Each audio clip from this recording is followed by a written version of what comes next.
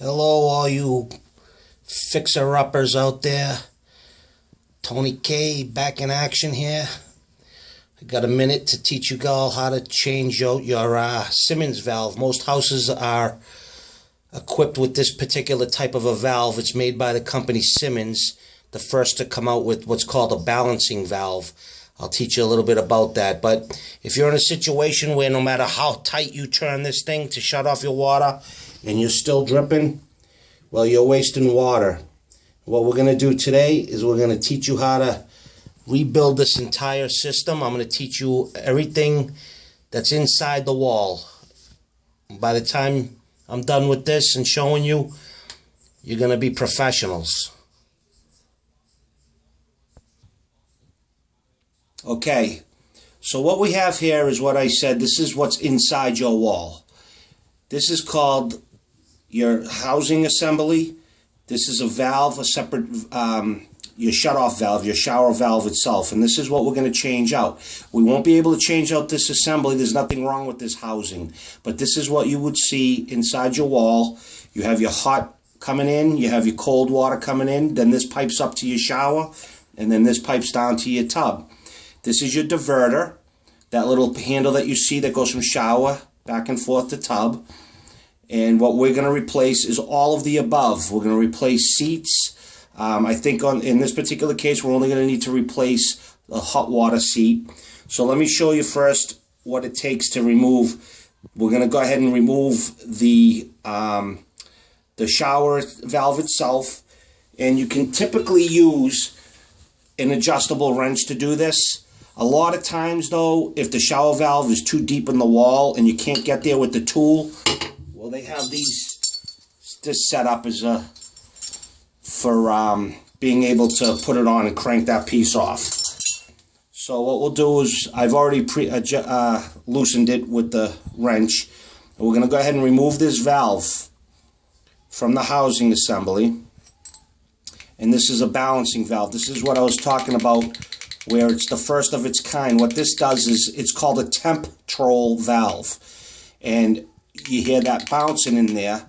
And what this does is it controls the pressure. You know how when you flush a toilet and you get scalded? Well, that's what this does. It prevents that from happening. It detects the pressure and it sets itself so that you don't have to deal with that happening to you. So there's your valve, and this is what we're going to replace, along with inside. If you look deep inside there, you have seats sitting down there. You have a hot seat, and then outside here you have a cold seat. In this particular scenario, the outside seat, the cold seat, that does not need replacing. However, the hot seat deep down will need replacing in the housing assembly that is in the wall. Now, to get that seat out, again, you have specific tools that are designed to do this. These are seat removers, and you're going to find the particular one that you need to get down deep in there and to catch the grooves that are built into it, and you just spin it out.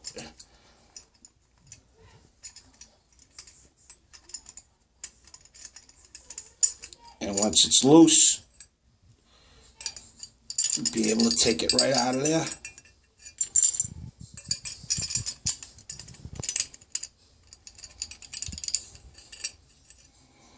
Of course, it's going to give me a hard time. There it is right there. Doesn't want to come out so easy, does it? There we go. All right, so now that's removed from this housing. And what we're going to do is everything you see here is exactly what's going to be happening inside the wall when I move to the wall. So there's the hot seat. We'll put that aside. The next piece that I'm going to want to take off of this is we want to replace the diverter. While we're in there, I might as well put in the new cartridge. Now, to take the diverter off is a little bit more trickier. It requires a little bit of finesse and knowing exactly what you're doing so you don't break it. So I'm going to go ahead with an Allen wrench right here, and we're going to fit that into the grooves. And again, you just spin that off. Now, I went ahead and I pre-loosened everything, so we're not here all day. So this piece will come off, and then that exposes inside here 2 more pieces. This right here is going to come right out.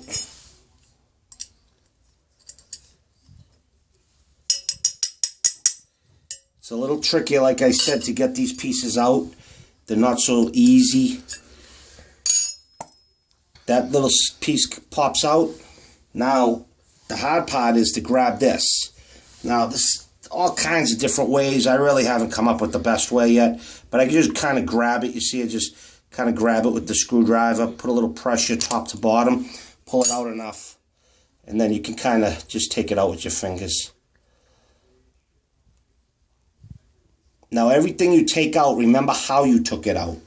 That's always important to pay attention to what side something was on. Like in this particular thing, your valve holes here, you have to know which side this piece is going to be on when you put it back in. But we'll do that when I reassemble it. So there's your cartridge. This is your diverter cartridge. You see the O-rings right here. Everything always has O-rings and little seals like that, and that's how you prevent a lot of leaking. So now this housing is now dismantled. I took the pieces that I need from it, and I can put this aside. I don't need this anymore. Now, before we start disassembling this valve, people who have been paying attention to my videos, what's the number one thing we do before we mess with plumbing? I can't hear you. Turn off the water. You guys have been listening. In this case, if you have an older house, you're most likely not going to find any shutoffs to isolate just this shower alone. If you're lucky enough, you have a newer home, newer plumbing, most likely in your basement you're going to find ball valves. And you're going to be able to just trace the hot and cold water lines to the shower, or they'll be marked and you just go ahead and turn them off, and that will stop the water here. In this particular house, it's older. We're going to have to go back to the main, and we're going to shut the water down to everything. We have no choice. So let me show you how that's done. Okay, right here what you're looking at is your water meter, and that's where you're going to be able to tell where your main water supply is coming in from the city. It goes out to the street, comes in here. That's how they read it and know how much water you're using. Passes through this meter. Now here's the shutoff. Now with these older houses and these shutoffs, you can open up a can of worms. You got to be careful. This thing probably hasn't been touched since Vietnam, and if I touch it, it's going to loosen up whatever O-rings that are in there that might be corroded and just sealed there and stuck there, and it can open up all kinds of problems. But we're going to go for it. I'm going to go ahead and shut it down. So far, so good. Feels all right. And that's it. You shut your water down to your house. Now you have no more water coming in. No more pressure to the pipe. And that's going to help. Okay, so we also now, you have to release some pressure coming from the hot water. Your hot water tank is piped directly up to your shower. This cold water comes in, it goes into your hot water tank, and then comes out of your hot water tank to your shower and your faucets for hot water. So that's how it works. The cold water supply gets plumbed right directly to your cold water. So let's go ahead and take the hot water pressure off that line. Okay, here is your cold water supply line. It comes over, gets piped into your tank, into your cold water. Okay, now your cold water gets heated up, and then it wants to come back out and go up to your shower. So I want to prevent this hot water from getting there. This is your isolation valve. I'm going to go ahead and shut off that hot water, and no more pressure to those lines. Well, when I go upstairs, I'll turn the faucets on and release the pressure. So those are the two things that you have to take care of before you can start working on that valve without making a watery, floody mess. Okay, now that all the water is off, we have the water shut down. What you do is you have to open up any faucets that are below this level. So if you have a faucet down in the basement, the sink, turn that on, hot and cold, release the pressure, put your kitchen sink on, your bath sink on, just open them up and let all the water drain out. It'll all go down the drain and you have no more water left in the system. Okay, so the first thing you want to do is, this is the handle. There's a screw right in the center. Usually there's a cap here that you can just take a screwdriver and pop the cap off, and that'll expose this screw here. We take the screw off that holds this handle on. Now, after years and years and years of sitting here and decaying, as you can see, this one has plenty of decay and scuts all over it, it's probably safe to say that this handle's not just going to pull right off of the valve assembly. This right here, that's what this handle is. This is the hole for the screw. So it embeds itself. It just kind of welds itself to that, and it's very difficult to take off. So I have a special puller here that I use that you put in through the center, and you set it so that these two claws get inside, get right behind, just like that. And now you let this tool do all the work. You just screw it, pull, pull, pull, and it pulls that handle, and see the decay is just horrible in there. You can see the decay is all bad. And there's the valve that we want to expose. So now these pieces, we're going to go ahead and throw to the side. I'm going to put that tool down. Go ahead and remove this cap, okay? Now you have the valve, what we're looking at here, okay? And that's sitting in that housing that I showed you. And here's your diverter valve. So we're going to go ahead and continue to remove pieces. This piece right here,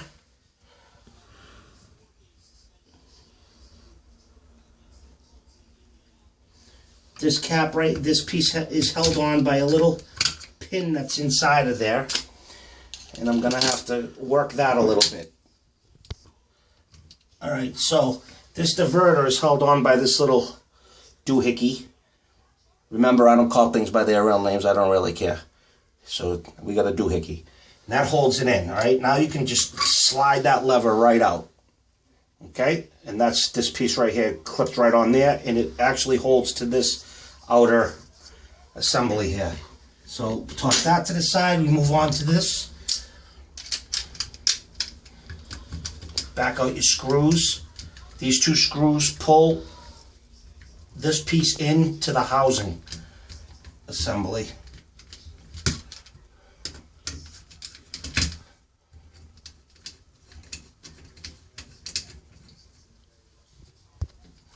Okay, these are long screws. Got those pieces out. Now we've exposed a little broken piece of tile here. We have it all exposed now, the valve. Now it's time to back this valve off. Now, like I said before, sometimes you can reach this. If it's plumbed in properly, you should be able to reach it. If it's plumbed in incorrectly to the studs back here, this piece, a lot of guys don't know how to do it properly, and they set it back too far. I see it all the time. Okay, so I'm going to go ahead and I can reach it with my adjustable. I'm going to go ahead and back this piece off. There we go. Nice. And who knows how old this culprit is. See right here, this rubber seat right here, or this rubber gasket piece. In actuality, if this was a newer valve, a lot of times you can just go ahead and back this screw out and replace this. You can actually replace the whole piece. This whole piece can be purchased separately.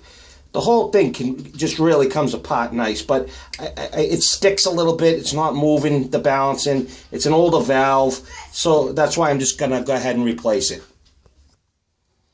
Okay, on the other diverter valve, I showed you how there was a metal piece that needed to be backed out with the Allen wrench to pull the valve out. In this particular case, this is an older model. It has two screws. This metal plate actually holds the diverter in. So we're going to save that. Put it to the side and then pop the diverter out. Now, what you didn't see is this was so rotted inside that it fought me like crazy to get it out, and it broke. And the cartridge broke, the piece broke off to try to pull it out, but there it is, it's out. Now we have everything out here, and I can inspect inside to see what's going on, if anything's really worn out. And what I'm going to look at here is to make sure right here, this seat, if you can see inside there, this is the cold water seat right here. And I'm looking for any dents or dings, anything that will allow water, when that valve is sitting on there and sitting tight, can water sneak by anywhere. And it looks good. It doesn't look like there's an issue. And come to think of it, the seat in the back also looks very good. So I'm actually not going to change these seats out because they look relatively new, like somebody had some sort of brains and replaced these at some point. So I'm going to go ahead and leave those, and we're just going to go ahead and move into the reassembly stage at this point. Are we having fun? Okay, so in goes the new diverter valve. Now, here's the wider opening right here, as you can see. This is the piece that wants to be at the top, okay? Because what happens when you divert it, you go like this, and it changes the direction of the water when you put the handle in from right to left. So put this in so that it slides directly in. And by the way, there's a little bit of grease compound that you put on the O-rings and stuff to keep it moist. We'll go ahead and push this bad boy in to place. Then you have the secondary metal piece here that goes in. And instead of using the outer piece that normally would have spun out of that held it in, this piece right here, we're not going to need this here. There's not even a thread in there to accept this. So we're just going to go ahead and use this piece that they gave us, or that came with this old one.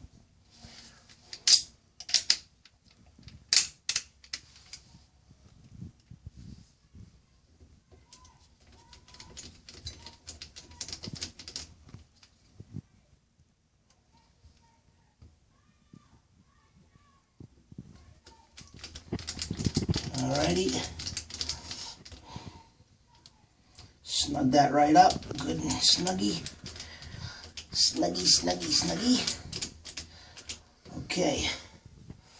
Now, let's go ahead. Now that that piece is in, let's put in our new Symons valve. Now, you see how this works? Tighten it. This piece protrudes out, and then this is your hot seat, and then your cold seat. And this is how it works. Goes in perfectly. We want to back it out. You want to turn this all the way to open. So counterclockwise, open it so this is sitting all the way down. That way you can screw this in without this being too far up and banging the back. So we'll go ahead and install our new valve. And we'll crank that on a little bit. Now this is a situation where over-tightening is not necessary. We just want to snug these things up, is all you want to do. That's good enough. You snug it up, and then now we're ready to go ahead and put new pieces on to make this all new. And I'm going to go ahead and gather those pieces now. Okay, so here we have the new plate that's going to go on, and this is the diverter and how it clips on. This has this little clip right here. It sits right on those two notches.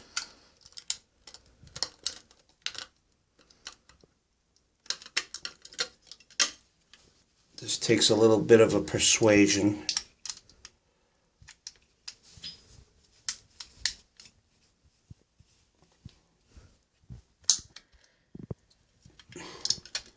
I'll get it on. Alright, so this clip goes on. I did forget to put this hot and cold plate on there. Once you get that on, this clip goes right down, sits right on there, locks everything into place. So now that that piece is on, now we can go ahead and move. Now you want to move this piece so that it lines up with the grooves. There you go. Now you have your diverter and your plate back on. And now we can move to putting your screws, connecting it back to the housing. That can be tricky sometimes. You're really going to make sure you line it up properly.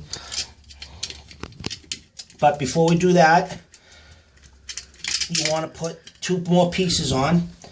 So I'm going to pull this back out, make sure that sits. Now we have this little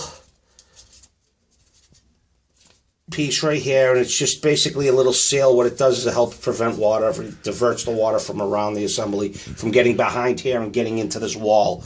You don't want water, you know, when you're taking a shower, the water comes down and gets behind here. So you have these two little pieces that you keep into place here. And you keep it at the top. This piece stays at the top part of the system. And the same thing with this piece. This will stick though.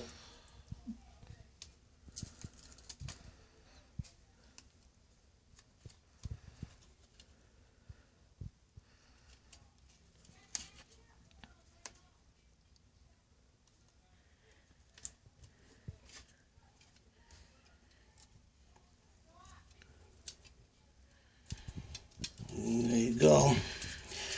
Now we can move to here, line this back up.